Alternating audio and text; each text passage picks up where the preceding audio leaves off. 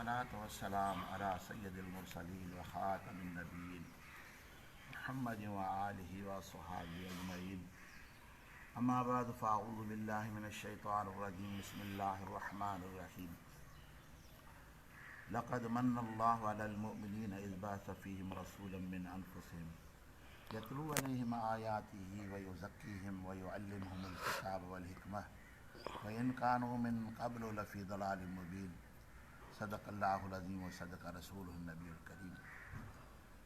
अल्लाह ताला जी ज़ात बाबरकात इरशाद फरमायो, अल्लाह ताला जी ज़ात बाबरकात मोमिननि जे मथां वॾो एहसान फरमाया आहे। उन्हनि जे विच में उन्हनि जी जानिन मां हिकु इज़्ज़त ऐं अज़मत वारे रसूल खे मबूस फरमाया आहिनि। मिन अनफुसिहिम यानी उन्हनि जी जानिन मां। अल्लाह ताला जी ज़ाती बाबरकात जेके बि नबी दुनिया जे अंदरि मबूस फरमाया, दुनिया में मोकिलिया, सभु अल्लाह ताला जी ज़ाती बाबरकात जिन से इंसानियत मां मबूस फरमाया आहे।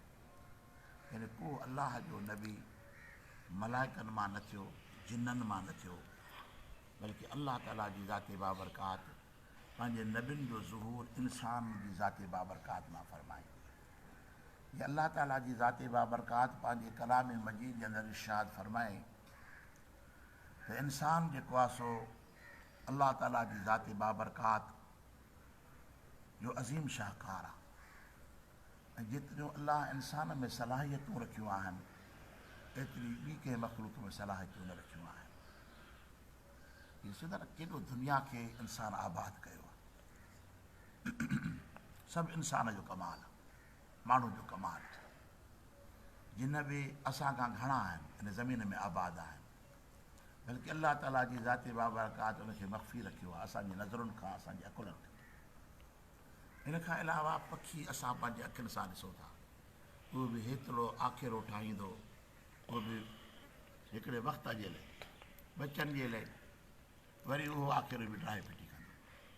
अहिड़ी तरह सां तव्हां जानवरनि खे ॾिसो, के वणनि जी पाड़नि में पिया आहिनि, के ॾरुनि में पिया आहिनि, के इहे बि अलाह जी मख़लूक आहे। पर जो इंसान कमु कयो आहे अहिड़ो कंहिं बि न कयो आहे। ॾिसी तूं केॾा महल, केॾा बंगला, वरी रोड ठाहे छॾी, रोडनि जे मथां गाॾियूं हलाए छॾी, पटड़ियूं विछाए, रेलियूं हलाए छॾियूं। एतिरे क़दुरु जो अल्लाह ताला हुन में एॾो सलाहियतूं रखियूं, जो हवा में जहाज़ उॾाए ॾेखारी। सभु इंसान में आहिनि। इहे सलाहियतूं पंहिंजी कुदरत सां अल्लाह ताला जी ज़ाती बाबरकात इंसान में रखियो आहे। ऐं इहो सॼो कमाल छा आहे? इंसान जे अकुल जो कमाल आहे, इल्म जो कमाल। इल्म अकुल जे ज़रिए सां हासिलु कबो आहे। अल्लाह ताला जी ज़ाती बाबरकात उनखे एॾो फ़हम अता फरमायो आहे जो अज़ीम कमु करे ॾेखारे थो। सिर्फ़ु पंहिंजी हयाती नथो बचाए सघे, मौत खां आजो न थी सघियो आहे, बाक़ी सभु कमु करे ॾेखारिया। वॾियुनि वॾियुनि ताक़तुनि खे पंहिंजे अॻियां झुकाए छॾी। उहो आहे अहिड़ो को जानवर जेको इंसान खां ताक़त में वॾो आहे, मज़बूत आहे, पर उनखे बि पंहिंजे पेरनि में झुकाए छॾी। अल्लाह ताला जी ज़ाती बाबरकात इंसान जे अंदरि पंहिंजी कुदरत जो अज़ीम शाहकार सलाहियतूं रखियूं आहिनि। ऐं ख़ुदा ताला वरी नबी रसूल बि इन जिन्स मां मबूस फरमाए। अशरफ त इंसान आहे, हाणे अल्लाह ताला जी ज़ाती बाबरकात इन जिन्स मां छो नबी जो ज़ोर फरमाई? छो जो इंसान खे ताबेदारी करणी आहे। जेको इंसान जो मतबू हुजे उहो उनखे अमल करे ॾेखारींदो, उहो उन वांगुरु त कंदो न। अल्लाह ताला जी ज़ाती बाबरकात जे पैगम्बरनि, अल्लाह जे नबियुनि अमली ज़िंदगी करे ॾेखारी। अमली ज़िंदगी खे ॾिसी करे माण्हू उन्हनि जे मथां अमल कयो, जीअं ईमान आंदो। जीअं असांजे लाइ नबी करीम सल्लल्लाहु अलैहि वसल्लम जी हर अदा असांजे लाइ सुनत बणिजी वई। महबूब जी अदाउनि खे अल्लाह ताला सुनत बणाए करे ॾिनई। लेकिन अल्लाह ताला जी ज़ाती बाबरकात जो महबूब असांजी जिन्स में न हुजे हा त असांजा फेल, असांजा कौल जेके आहिनि उनजे ताबे कीअं थियनि हा? त माना इहो बि अल्लाह जो असांजे मथां वॾो अहसान आहे। इहो बि अल्लाह जो ख़ुदा ताला जी ज़ाती बाबरकात बनीनो इंसानियत मां अल्लाह ताला जी ज़ाती बाबरकात पंहिंजे नबियुनि ऐं रसूलनि जो इंतिखाब फरमायो। इहो बि अल्लाह ताला जो असांजे मथां वॾो अहसान आहे। अॻिते अल्लाह ताला जी ज़ाती बाबरकात पंहिंजे महबूब जी सिफ़त खे थो बयानु फरमाए त यतलू अलैहिम आयातिही, तिलावत करे थो मथी उन्हनि जी उन जी आयतुनि खे। यानी अल्लाह ताला जी ज़ाते बाबरकात पंहिंजी आयतुनि खे उन जे मथां नाज़िल फरमाई, उन जी दिलि ते नाज़िल फरमाई।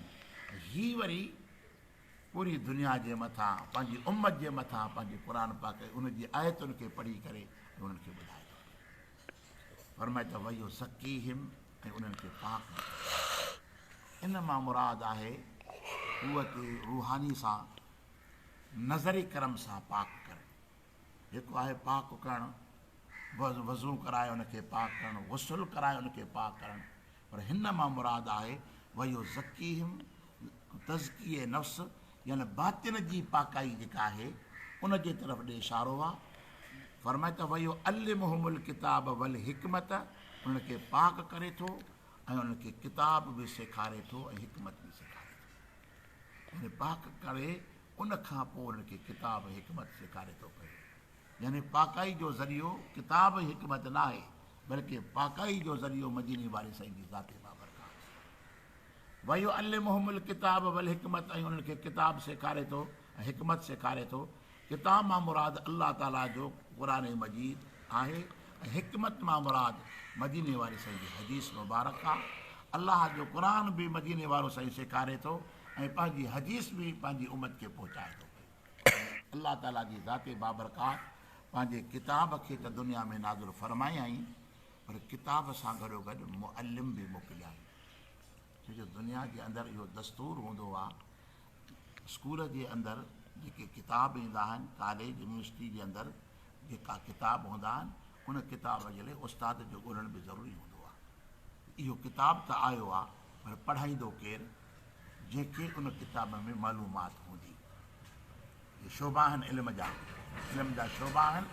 उन इल्म जे शोबनि जे अंदरि अल्लाह ताला जी ज़ाते बाबरकात, उन इल्म जे शोबनि जे अंदरि अल्लाह ताला जी ज़ाते बाबरकात इंसान में उहे सलाहियतूं रखियूं आहिनि त हिन शोबे पढ़ाइण जे क़ाबिल आहे, हिन शोबे जे पढ़ाइण जे क़ाबिल आहे। पोइ अरबी उहो पढ़ाईंदो जेको अरबी जो उस्तादु हूंदो, अंग्रेज़ी उहो पढ़ाईंदो जेको अंग्रेज़ी जो उस्तादु हूंदो, फ़ारसी उहो पढ़ाईंदो जेको फ़ारसी जो उस्तादु हूंदो। त अल्लाह ताला जी ज़ाते बाबरकात फर्द वयो अल्लिमहुमुल किताब, उहो अल्लाह जो जेको अज़ीम किताब आहे क़ुरान मजीद, अल्लाह ताला उन किताब जे पढ़ाइण जे वास्ते उन पंहिंजे अज़ीम मिठड़े मुहम्मद जे करीम सल्लल्लाहु अलैहि वसल्लम जी ज़ाते बाबरकात जो इंतिख़ाब फरमायो। फरमाए त किताब बि मोकिलियो थमांव, पर हिन किताब जी ॼाण रखण वारो, हिन किताब खे पढ़ाइण वारो उहो रसूल बि तव्हां ॾे मोकिलियाव थो। ॿियो केरु न पढ़ाए सघंदो। हाणे इहो उसूल आहे त जेको वॾो किताब हूंदो आहे न मदरसे जे अंदरि, वॾो किताब, वॾा किताब, त उहो मदरसे जो हमेशह शेखुल हदीस हूंदो, शेखुल तफ़सीर हूंदो, उहो पढ़ाईंदो। उस्ताद स्कूल में रखियल हूंदा आहिनि, उहो उस्ताद जेके आहिनि मुख़्तलिफ़ किताबनि जो पीरियड ॾींदा आहिनि, पर जेको वॾो पीरियड हूंदो न उनमें इंतिख़ाब वॾे उस्ताद जो थींदो आहे। ऐं मदरसे में बि ईअं आहे त मुख़्तलिफ़ उस्ताद मदरसे में हूंदा, पर दौरे हदीस जा शागिर्द हूंदा या तफ़सीर जा शागिर्द हूंदा, त उन जे लाइ जेको मदरसे जो वॾो आलिम हूंदो, वॾो शेखुल हदीस हूंदो, इहो उन जे मथां ज़िमेवारी रखिबी त साईं ही वॾा किताब ही साईं पढ़ाईंदो, हे वॾो आलिम आहे, वॾी ॼाण रखे थो पियो, उन जे मथां उहा ज़िमेवारी ईंदी आहे। त काइनात जे अंदरि अल्लाह जो जेको वॾे में वॾो किताब आहे उहो क़ुरान मजीद आहे, ख़ुदाई किताब आहे, आसमानी किताब आहे। यानी वॾे में वॾो किताब उहो आहे। हाणे वॾे किताब खे पढ़ाइण जे वास्ते अल्लाह ताला जी ज़ाते बाबरकात उन रसूल जो इंतिख़ाब फरमायो जेको सभु रसूलनि खां वॾो आहे, जेको सभिनि नबियुनि खां वॾो आहे। तंहिं करे अल्लाह ताला जी ज़ाते बाबरकात वयो अल्लिमहुमुल किताब वल हिकमत में वयो अल्लिमहुमुल किताब जे अंदरि अल्लाह ताला इन जी वज़ाहत फरमाई त मां किताब त मोकिलियो थमांव, पर हिन काइनात जे अंदरि को पढ़ाइण वारो बि थो हुजे, पढ़ाईंदो उहो जेको हिन किताब जो इल्मु रखे। जंहिंखे हिन किताब जी ख़बर हुजे उहो पढ़ाए सघे थो, जंहिंखे ॼाण न आहे त उहो कीअं पढ़ाए सघंदो। अल्लाह ताला जी ज़ाते बाबरकात फरमायो काइनात जो अज़ीम किताब क़ुरान मजीद आहे, ऐं उन जी ॼाण रखण वारो मिठड़ो मुहम्मद करीम सल्लल्लाहु अलैहि वसल्लम आहे। उन जी ज़ात जो अल्लाह इंतिख़ाब फरमायो त किताब बि मोकिलियुमि, पर किताब सां गॾु मुअल्लिम बि मोकिलियुमि जो तव्हां में हिन किताब जी ॼाण रखण वारो कोन आहे हिन में छा राज़ आहिनि, हिन में छा हिकमतूं आहिनि, छा इल्म जा ख़ज़ाना आहिनि। तंहिं करे मां अलाह ताला जी ज़ाती बाबरकात उन अज़ीम रसूल जो इंतिख़ाब फ़रमायो आहे जो उन खां सवाइ तव्हांखे क़ुर पाक जो इल्मु नथो मिली सघेव, नथो मिली सघेव, ॼाण नथी मिली सघेव, उहो ई तव्हांखे इहो किताबु पढ़ाए सघे थो।